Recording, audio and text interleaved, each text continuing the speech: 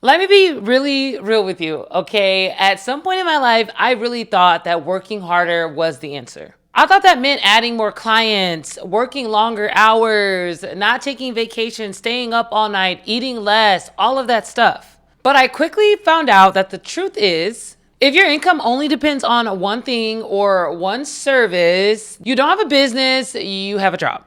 And everything changed for me when I stopped waiting and I took radical responsibility of my life and of my future. Hi, guys, and welcome back to the CEO of Me. If you are new here, welcome. I'm super happy to have you. My name is Angelica, and this podcast is all for women, emphasis on the women, learning how to take control of their lives, their future, and their decisions. And in today's episode, this is something that I have really lived through after college, starting my own business, working in a salon, going back to having my own business and having a lease and all of this stuff. I've lived through it. We're talking about how I built multiple streams of income in the beauty industry and why I think that you should do it too. And why I think that you almost have to do it at this point in the economy. Like, it seems to be that one income just does not cut it anywhere. Interesting. So like most people in the beauty industry, I started doing clients, trading my time for money, building a clientele, working from my home. That's just how I started. And that's very common for women in the beauty industry, especially in the lash industry. A lot of us start from our home. Not everyone, but a lot of us do. And I feel like that's kind of a rite of passage in the beauty industry. You start taking clients, you build your service menu up, you make great money, but you have to physically be there to make money. If you are not performing the lash service, then you are not making any money. So you're essentially trading your time for your money. But that is a very common start. That is how you really break into the lash industry or the beauty industry in general, is offering a service and getting paid for that service. It was a great way to start. Starting from my house was my first kick at having my own business and making my own money, managing my own money, having clients, managing those clients. It was a lot, but it was also super incredible and an amazing time in my life. Although this is an amazing time, I quickly realized that I am literally trading my time for money. If I'm not there, I'm not making money. If I go on vacation, there's no PTO. If I get sick, oh well, hopefully your clients are still gonna be there when you come back. You are not making any money, $0, $0.00 if you're not physically in that salon making money. I would say I realized that probably the first 6 months that I was doing lashes. I didn't understand that there was a ceiling in the service industry, meaning there's only a certain amount of money that you can make on your own in the service industry because it is only you. There's only a certain amount of hours in the day, and there's only so many clients that you will take in that set day. So you do the math. If you have 9 clients and you are working 7 days a week and your lash fills are, I don't know, $80 for a fill, you do the math. That is your ceiling. That is only the amount of money that you can make working that amount of hours, that many days, that amount of clients. That's it. Even if you do the upsell, it does not matter. There is a cap. And honestly, that really started to scare me. I knew that I wanted to travel. I love taking vacations. I love going out of the city, going out of the country. Like, that is totally my vibe. And I like to have free time. So when I started thinking like, wait, if I fill up my calendar this year with travel plans, with festivals, with trips, with wine tours, I'm not gonna make any money. And I'm gonna lose all my clientele, most importantly. If you're not reliable and you're never there for your clients are gonna go somewhere else. So I immediately started thinking like, oh my goodness, I have to make some plans. This is not gonna work long term. Because I knew that I didn't just want money, I wanted freedom. And this is when I really had to sit down with myself and have that conversation with myself and think, what do I want to do? How do I want to achieve this freedom while also doing what I love? Because it's very easy to stay where you are, blame your situation, blame your clients, blame your environment. Heck, you could blame the weather. But the hard truth is that no one is coming to save you. No one. You have to save yourself and you have to figure it out yourself. Of course, you're gonna have help, but it starts with you. So that moment when I sat down and I took full radical responsibility for my life and for my career and my choices, everything really started to look a lot different. And what that means for me is that I stopped waiting for opportunities. I stopped waiting for someone to put me on or to meet the right person, to introduce me to the next person, to hopefully open some door for me. I started to dream a lot bigger and I started seeing things differently. I knew that I was capable of so much. I knew that I was in this new industry and that there was so much opportunity out there for me that I started thinking that way every single day. And I started believing in myself even more than I already did because honestly, you probably should believe in yourself just a little bit to start a business. So when I started my business, I had believed in myself already. That was already there. But I took it to a whole nother level when I started thinking and shifting my mind into my future and thinking like, okay, this is what I want. I want freedom. So how am I going to get there? I started thinking like, I know I can do this. I know I'm fully capable. I know that I can work less and make more money. That mindset just kind of snowballed. And one of the most important questions that I ask myself is, what can I create from where I am right now? With the tools that I have, what can I do with that? And how can I multiply my income? Asking yourself that question will literally change your life because you already have what it takes. God has already blessed you with all the talents and the skills that you need to get where you are. You already have them. So ask that question to yourself. I'll wait. Ask yourself that right now. Okay, I hope you really did it. Let's move on. So here's what that actually meant for me. No, I didn't just gain multiple incomes overnight. As much as I wish it was that easy, I definitely did not. I built them intentionally. Like I said, I asked myself, what can I do with what I have right now? So I knew that I was already good in learning how to grow social media pages. So that was one stream of income. Me and my best friend, we started going around Vegas, literally on foot, not walking there, but like driving and talking to business owners, seeing if they needed social media pages. And back in that time, social media management was really popular. Like a lot of brands and companies needed someone to manage their social media because it had become this insane revenue stream for a lot of businesses. So they knew that they had to tap into social media. So almost everyone in 2017, 2018 was looking for social media managers. So that was perfect timing. We went out and immediately started asking businesses, asking our contacts, really just kind of being on social media a lot, seeing if anyone was hiring. And right off the bat, me and my best friend, we were able to gain 3 clients. So that was another stream of income. I was doing lashes pretty much full time at this time, and I added another stream of income, running people's social media pages. And no, I didn't have it all figured out. No, I didn't know everything about what I was doing. Of course not. But I went into it with confidence and let them know that although I don't know everything, I can definitely learn it. And I'm charging you a killer price to make your post. I remember back then we were creating like 4 or 5 social media posts for someone every single week. And I mean like going to their shop or going to their office, taking photos, taking videos, editing it, and then putting it on Instagram. And we were charging them insane prices, but that was fine. That was a good place to start. So start with what you already know how to do. Think about some things that you're good at. Are you good at graphic designing? Are you good at photography? Someone is always looking for a photographer. Are you good at art? Are you good at interior design? Are you good at music? Are you good at making music? Like, think about some of the things that you are currently good at and put a price tag on that because you never know who's looking for that service or your unique skill. Social media management and content creating was my foundation. That's what really catapulted me to where I am now because through those experiences, you meet different business owners. They ask you to do certain things that you've never done before. And as a contract position, you're like, yeah, I'll figure it out. Like, I don't want you to go anywhere else for this. So let me figure this out for you. I'll figure it out in the next week and I'll give you an answer. Done. Most of the time, people just want their expectations to be set properly. That's what makes you a successful 1099 or contract worker, whatever you want to call yourself, is setting expectations and being honest with your deliverables and when you're going to deliver them and actually delivering them. That's how you do it. So that was my foundation, social media. And then photography started getting into it. And then graphic designing, because some of my clients asked me if I could design business cards. I'm like, no, but I'll figure it out. I took a Photoshop class once. I could figure it out. And I did. And so then I started making business cards for people. So it just snowballed. It really snowballed that way. I realized that not only do I have the skill to do content creating, photography, designing, but I have the knowledge. And that knowledge just continued to grow. And knowledge can be shared. So I started creating content, posting, talking, and really getting people involved in my journey. I started my YouTube page in 2020 when everything was shut down, and that was gonna be another stream of income. It's not officially a stream of income just yet, but it's on its way. And that's the whole point. Try out different ways to make money. And no, it's not gonna happen overnight, and that's okay.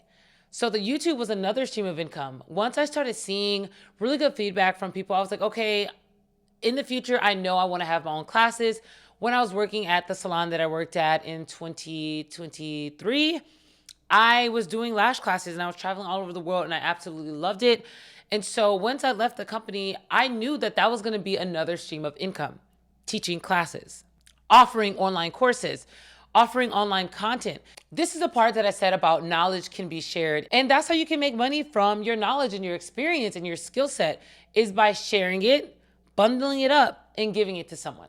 That's the beauty of it. And as you can see, that's happening a lot on the internet right now. There are a lot of people on the internet that are making millions from ebooks and online courses, because it is a natural human nature for us to want to learn something and want to do better in our lives. For most people, they want to do better and they want to have better results.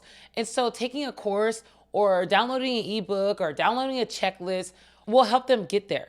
So you can do that too. So then after realizing the YouTube could be a stream of income and doing courses, and I did a couple of classes when I got my own lease and had my own place, and I was like, okay, this is good. How do I scale this? How do I take it up a level? Because although that is good money, once again, there is a ceiling. I can only be in one place at a time.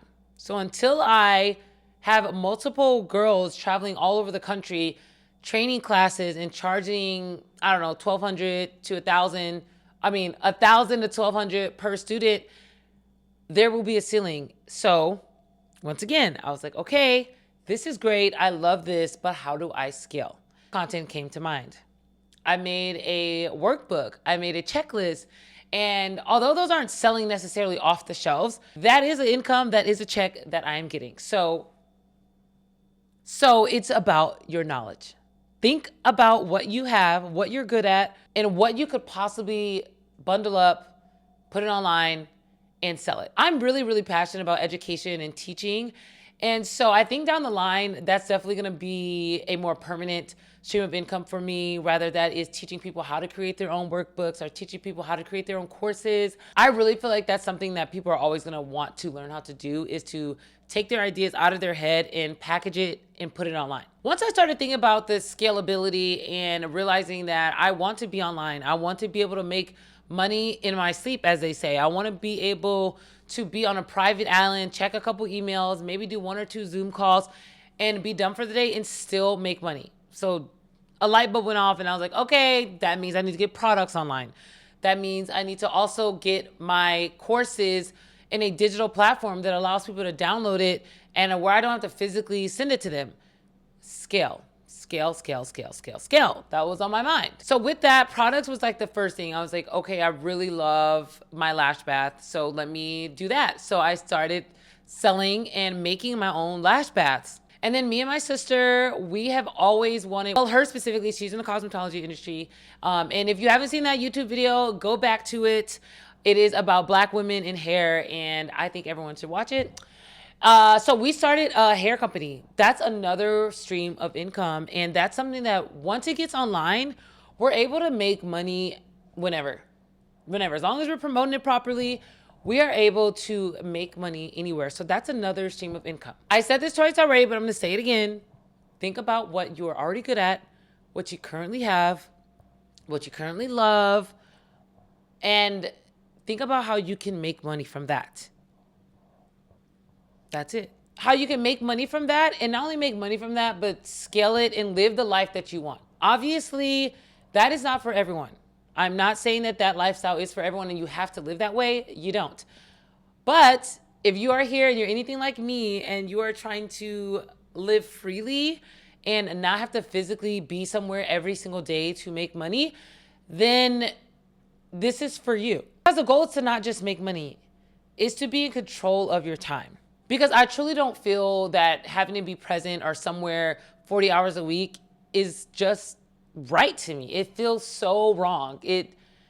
it just feels wrong because there's so much life out there that we should be living, and to spend your time 40 plus hours in a dark gray office with no natural lighting just doesn't seem like that's life.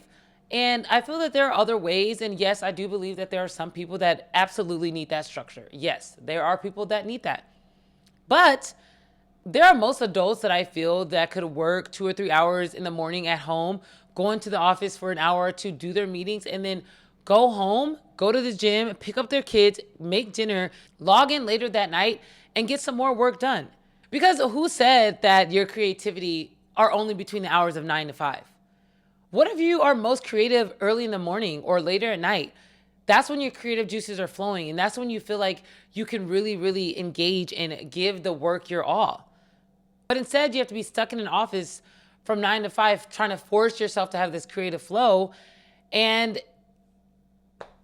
that's just the way it is, because that's the hours that your employer gave you. Like I said, look for opportunities that you are naturally good at, but also look for opportunities that are out of your comfort zone. When I started doing the social media, I wasn't even running my own social media page. I was not even paying attention to it. My last post was like 2 years ago. I had no idea about creating stories. I had no idea about the Instagram aesthetic and the flow of the colors and the photos and all of that. Thank goodness reels weren't really a thing back then. It was just still images and a lot of text heavy images. And so I didn't know what I was doing. That was completely out of my comfort zone, but I did it. I really believe in fake it till you make it. I believe in that sometimes. I believe in that sometimes. And even though I didn't know anything about this and this was outside of my comfort zone, I didn't let it stop me. And some of my opportunities didn't just come from in the beauty industry. It came from outside of the beauty industry, my network, my colleagues, going to mixers. I was going to so many mixers that is how my streams of income kind of grew, by just being out and about, talking to people, not out. I mean like mixers, that kind of event. Like I used to think going out to the club and going to bars was a way of mixing. And I thought that was a way to meet people and be in the right rooms. And no, that's not the place. That's not the place that you're going to meet someone that could possibly change your career. I'm not saying that it doesn't happen there, but the way that I was going out, it wasn't happening. You can't talk proper business when you're on tequila and ginger ale. All of that time in the networking and mixers, it was scary, it was exhausting, but I knew that taking radical responsibility of my life, I needed to do something out of my comfort zone. I needed to do something that I had never done before. And it felt good. Once you realize that you have to physically, mentally take responsibility for your life, your decisions, you move very differently and you see things from a different lens. You're not necessarily so scared. You're just like, okay, this is something I have to do because I want this kind of future. And that kind of responsibility is beautiful. Take radical responsibility of your life. It's you that has to do it. No one else can take responsibility for your life and your decisions. The responsibility that you need to take requires you to be very honest with yourself, brutally honest. And that one step is going to really help your career, and it's going to help you see things differently and help you work on those streams of income. I'm so grateful to my mom. Years ago, I think this was maybe I was in college, and she said, it's very important that you have multiple streams of income. And I remember asking her, multiple? What do you mean? She said 2 to 3 is good. Back then in my young mind, I was like, what do you mean? Work 3 jobs? Like, that sounds exhausting. But that's not what she meant. She meant have streams of income that don't require you to physically be there. And as I got older, I was like, okay, Mom, I know what you mean. Multiple streams of income does not mean 3 jobs necessarily. It just means a stream. Like, I do lashes. Another stream of income is doing my lash courses. Another stream of income is selling products.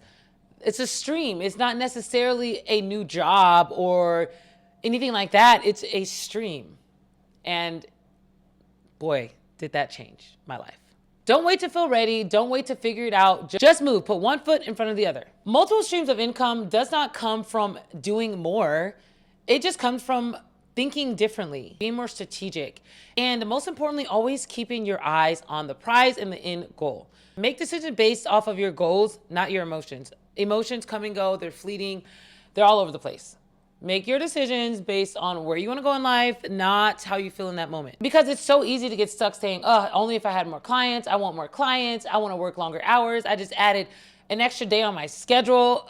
No, you don't need more clients. No, you do not need to add an extra day to your schedule. You just need to move differently. Think about other ways to use your time to make money without you physically being there. You need a strategy, and you need to stop putting so much pressure on that one stream of income and look into others. If I was working 6 days, 7 days a week during lashes, do you think I would be able to think about other streams of income? No.